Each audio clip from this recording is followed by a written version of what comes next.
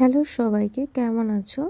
সবাইকে happy new year. আর আজকে happy new ইয়ারের একদম মর্নিং আমি ঘুম থেকে উঠে স্নান সেরে রেডি হয়ে গেছি, কারণ আজকে সকাল সকালই পুজো দিয়ে দিনটাকে শুরু করব। তাই তো চলো আজকের দিনটা আমি কি করি সেই ব্লগটাই তোমাদের সাথে শেয়ার করি।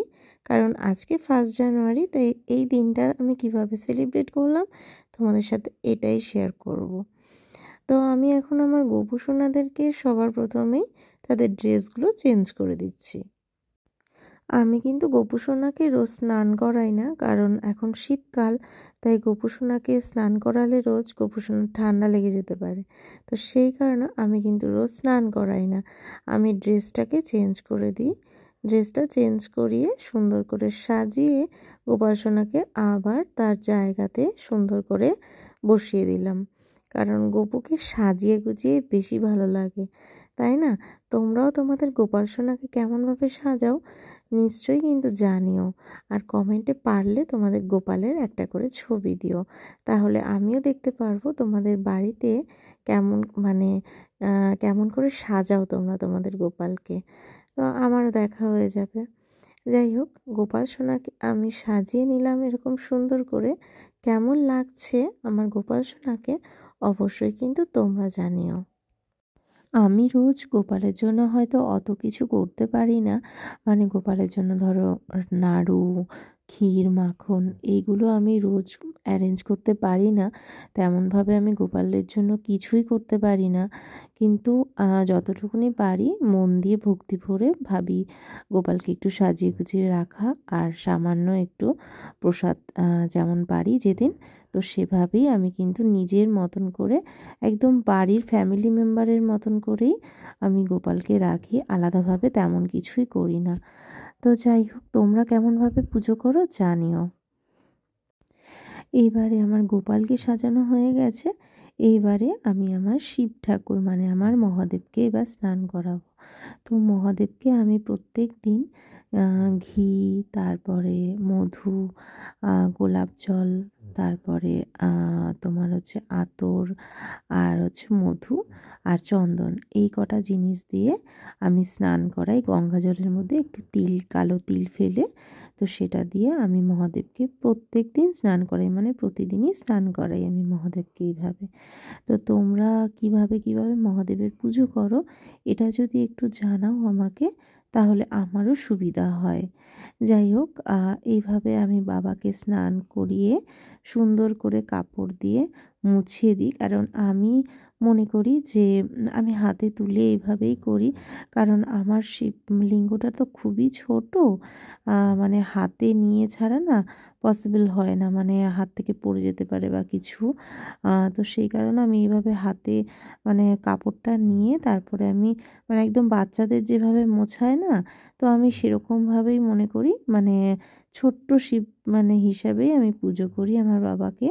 তো এইভাবেই দেখো, আবার আমি বেলপাতাটাও দিই, ছোট ছোট বেলপাতা, কারণ আমার ছোট্ট শিব ঠাকুরের কিউট বেবি শিব ঠাকুর, তাই আমি মনে করি যে আমার ছোট্ট মহাদেবকে আমি এইভাবেই যাতে নিবেদন করতে পারি করি আর কি। তো তোমরাও তোমাদের মহাদেবকে কিভাবে নিবেদন করো সেটা কিন্তু জানিও। এরপর আমি চন্দনের মধ্যে ফুলগুলোকে একটু চন্দন মাখিয়ে মাখিয়ে প্রত্যেকটা দেবতাদের কাছে, আরও যা যা ঠাকুর আছে বাকি সব ঠাকুরদেরকে একটা একটা করে ফুল নিবেদন করে এরপর আমি প্রসাদ দিয়ে তারপরে আরতিটা সেরে নিলাম। আমি বেসিক্যালি রোজ ওই ধূপ আর প্রদীপ দিয়েই আরতি করি, আর বিশেষ কিছু করি না। তো এইটুকুনি এইভাবেই আমি ডেইলি পুজোটা দিয়ে থাকি। তো তোমরা ডেইলি পুজোতে কিভাবে পুজো দাও যদি একটু ডিটেলসে লেখো, তাহলে আমিও জানতে পারি, আর আমার ভুল ত্রুটি কী আছে না আছে তো সেগুলোও আমি একটু জানতে পারি। এরপর আমি তৈরি হয়ে নিয়েছিলাম একটু পুজো দিতে যাব বলে বজরাঙ্গলী মন্দিরে।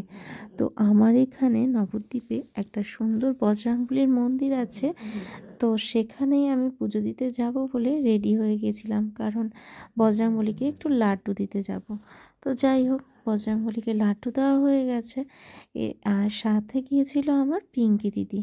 তো তারপরে চলে গেছিলাম বাজারে, যেহেতু 1 জানুয়ারি মা বললো একটু মাছ নিয়ে আসিস, তাই জন্য চলে গেছিলাম বাজারে। মাছ নিয়ে এসে তারপরে খাওয়া দাওয়া সেরে আমরা ছাদে বসে একটু আড্ডা দিচ্ছিলাম। আমি, পাপিয়া, আমার মিনি, বিঙ্গু সবাই মিলে একটু আড্ডা দিচ্ছিলাম। ওখানে লেবু খাচ্ছিলাম, আড্ডা দিচ্ছিলাম, রিল বানাচ্ছিলাম, এইসবই করছিলাম। মামামদা কই কই মামামদা কই মামামদা কই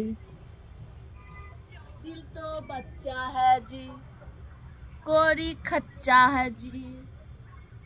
এ আকর দেখি তোর কটা দাঁত হয়েছে, কটা দাঁত হয়েছে দেখা, আগে কটা দাঁত হয়েছে দেখা।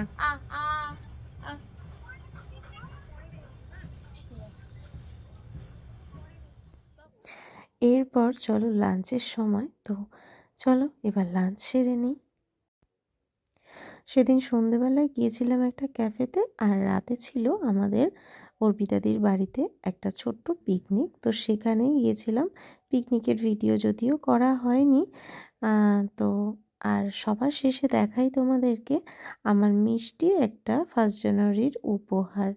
তো নতুন বছরে এরকম ছোট্ট একটা সুন্দর উপহার, মানে মিষ্টি উপহার যাকে বলে, পেয়ে আমি সত্যি খুব খুশি। তাই ভাবলাম তোমাদের সাথেও শেয়ার করি। আর এরকম মিষ্টির সাথে একটা কবিতা। তো চলো ভিডিওটা কেমন লাগলো জানিও।